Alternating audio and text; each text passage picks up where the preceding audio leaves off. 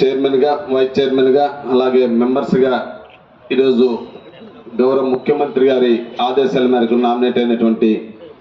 సభ్యులందరికీ స్వాగతం పలుకుతూ ఈనాటి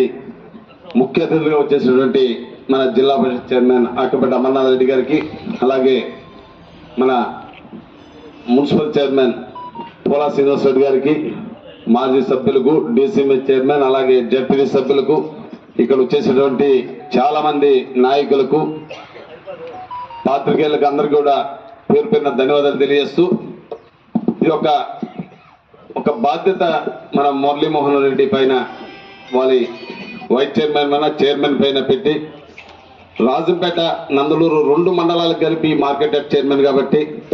వారికి ఒక బాధ్యత అప్పగిస్తూ ఇక్కడున్న రైతాంగానికి ఒక మంచి మద్దతు ధర పలికే విధంగా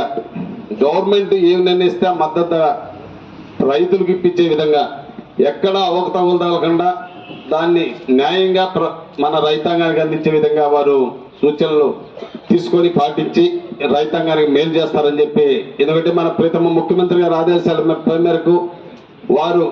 తగిన జాగ్రత్తలు తీసుకుని మన రైతాంగానికి ఆదుకునే విధంగా ఈ యొక్క చైర్మన్ నిర్ణయించడం జరుగుతుంది. ఆ విధంగా చేస్తారని మనసారా కోవిస్తూ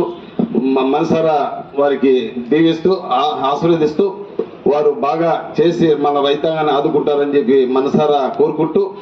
ఇప్పుడు చైర్మన్ గారిని అలాగే వైస్ చైర్మన్ గారిని ప్రమాణ స్వీకారం చేయాల్సిందిగా కోరుకుంటూ నాకు ఒకటి ఇస్తే మార్కెట్ యార్డ్ చైర్మన్ అయినటువంటి మునక్కాయల సుమిత్ర